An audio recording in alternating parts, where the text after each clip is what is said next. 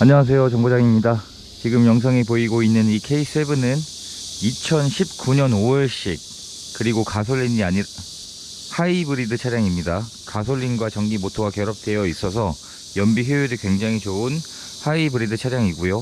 이 차량은 며칠 전에 경기도 의정부시에 거주하고 계신 구독자님의 연락을 받게 되었고, 구입을 희망해 주셨던 하이브리드, 원래 처음에는 그랜저 IG 하이브리드 그리고 K7 하이브리드 중에서 고민을 하시다가 가격 메리트가 더 좋은 올류 K7 하이브리드로 구입을 희망을 해 주셨고, 지금 영상이 보이고 있는 이 차량을 경기도 안산으로 이동해서 구매 대행 점검을 진행을 하게 되었고요. 차량 점검한 내용들은 자세한 사진들로 준비해서 보내드리게 되었고, 차량은 마음에 들어 해주셔서 구입을 결정해 주셨습니다.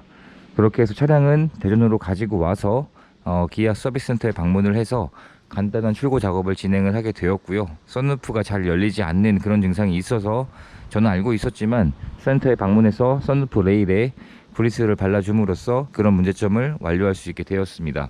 신차 출고 가격이 옵션 포함해서 대략 4,300만원 정도 했었던 그런 차량이었었고요. 판매 금액은 3,230만원에 판매가 되었습니다. 그리고 보험 이력 조회를 해봤는데 우선 용도 이력이 없는 1인 소유로 운행이 되었고, 성능 기록부에는 교환된 곳이 없는 무사고 차량으로 확인이 되었는데, 내차 피해 중에 50만원의 소액인 한 건의 처리 내역이 있었습니다. 아마 제 생각으로는 범퍼 쪽의 도색이 아니었을까라는 생각이 들었었고요. 도막 측정기로 한번 체크를 해보고 확인을 해보도록 하겠습니다.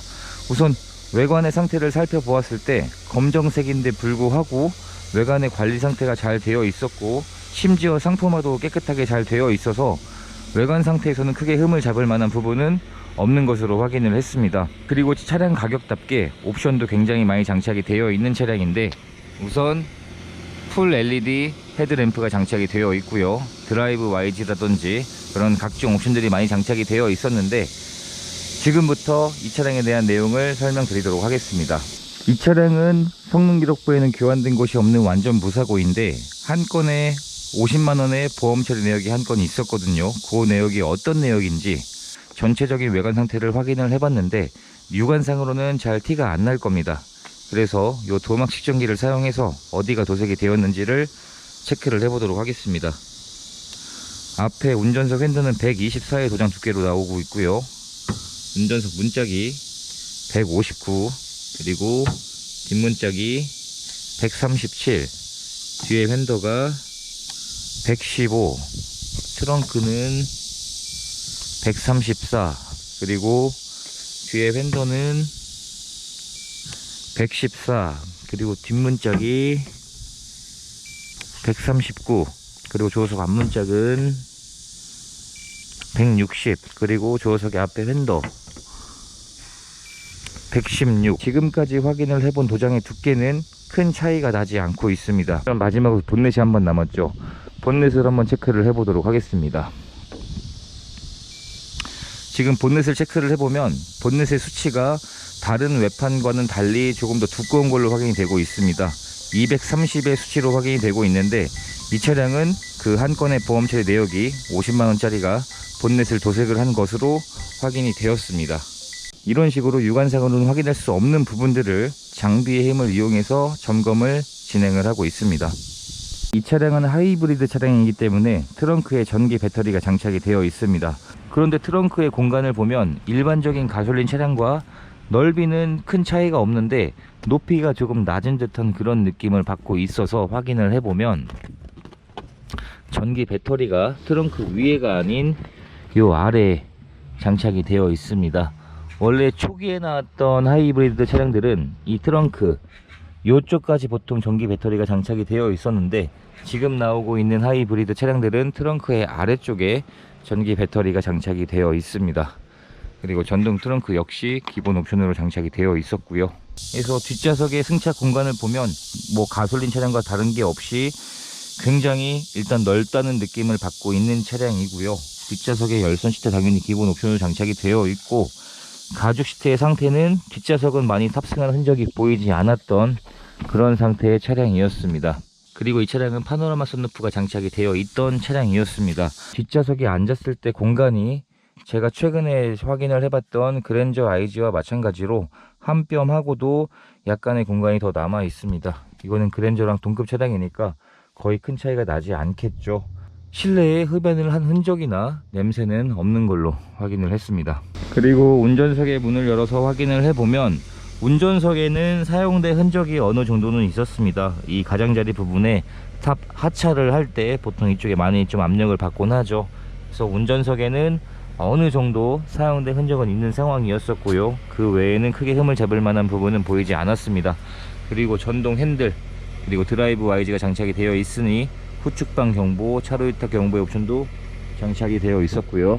그리고 실내에 사용된 흔적이 많지 않았던 그런 상태의 실내였었고요. 그리고 파노라마 썬루프도 잘 작동을 하고 있는데, 원래 처음에 차량을 점검을 하러 갔을 때 썬루프가 잘 열리고 닫히지 않았습니다.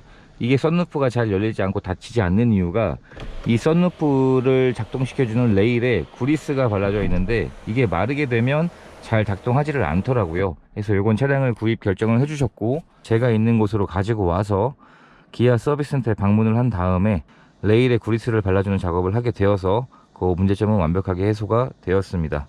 그리고 이 차량의 현재 주행거리는 32,000km를 조금 넘긴 상태이고요. 그리고 열선 시트, 통풍 시트, 전자파킹, 오토홀드, 서라운드 뷰, 핸들 열선, 전동 리어 커튼까지 다양한 옵션들이 전부 다 장착이 되어 있었고 잘 작동을 하고 있었습니다. 그리고 스마트폰 무선 충전 옵션도 장착이 되어 있었고요. 스마트 키도 2개 다 보관을 하고 있는 상태였습니다. 그리고 블랙박스도 장착이 되어 있고 잘 작동을 하고 있었습니다. 그래서 실내에서도 크게 흠을 잡을 만한 부분은 없는 상태였었고 신차급에 가까운 그런 컨디션이라고 보면 될 차량인 것 같았습니다. 그래서 이 차량의 출고 금액이 4,300만원 정도에서 1년하고 2개월 정도가 지났는데 가격이 1,000만원 정도가 조금 더 넘게 빠졌습니다. 그래서 중고로 구입을 하기에는 좋은 감가율이 아닐까라는 생각을 하게 되고요. 대략 계산해 보니까 1년 주행을 하고 한 27, 8% 정도가 감가가 된 것 같더라고요. 차량의 세차까지 지금 완료가 된 상태니까 저는 이제 경기도 수원으로 이 차량의 구매 대행을 맡겨주셨던 구독자님을 만나 뵙기 위해서 배달을 출발을 하도록 하겠습니다.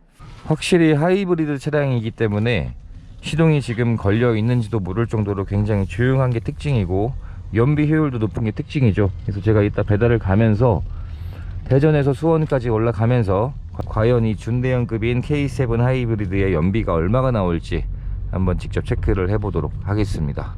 이제 경기도 수원으로 올류 K7 하이브리드 배달을 출발을 합니다. 제가 연비 테스트를 한번 해볼 건데 지금 평균 연비를 리셋을 시키고요.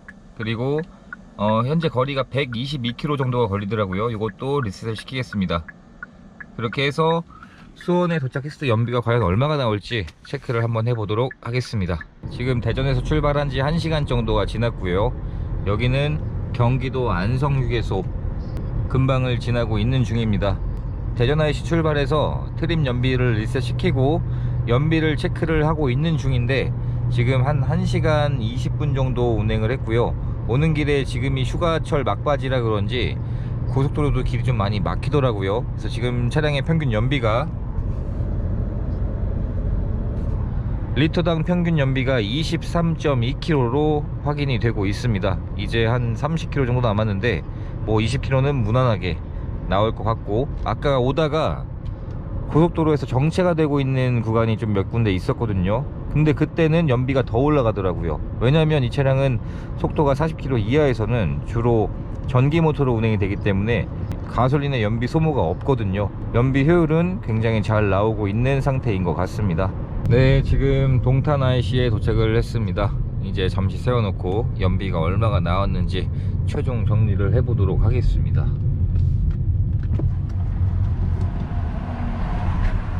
리터당 23.8km의 연비로 체크가 되었습니다. 정보창을 보면 총 124km를 운행을 했고 운행시간은 1시간 47분을 운행을 하면서 평균 연비는 23.8km로 확인이 되었습니다. 초기에 나왔던 하이브리드 차량들이 전기 배터리가 들어가잖아요. 근데 원래 이 차량도 트렁크 뒤에 들어가긴 하는데 이게 이제 트렁크 공간이 좀 좁은 게 단점이었는데 이 19년식 하이브리드는 이 전기 원래 모터가 이렇게 있었어요. 네. 그러니까 트렁크 공간이 되게 좁아지는 상황이었는데 지금 어딨냐면 바닥으로 뺀 거예요. 그러니까 네. 지금 이 안쪽을 보면 아, 넓다. 이 안쪽을 보면 원래 이 전기 배터리가 그러니까 LPG처럼 저 안쪽에 있다 보니까 되게 좁은 게 단점이었는데 그러니까 높이는 조금 더 좁아지긴 했지만 넓이가 더 넓으니까 네. 더 많은 물건들을 실을 수가 있는 상황이 되는 거잖아요. 네네. 이게 훨씬 더 좋은 거잖아요. 네. 근데 카시트 장착하실 거예요?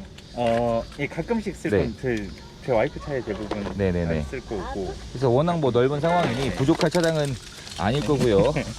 그리고 운전석에 한번 앉아보세요. 네, 이렇게 오늘도 또 한 분의 소중한 인연을 만들 수 있었던 하루가 되었습니다. 무사히 배달까지 해드리고 인계까지 완료해드렸으니 저는 이제 복귀를 하도록 하겠습니다. 영상 시청해주셔서 감사드리고 구독과 좋아요 부탁드립니다. 감사합니다.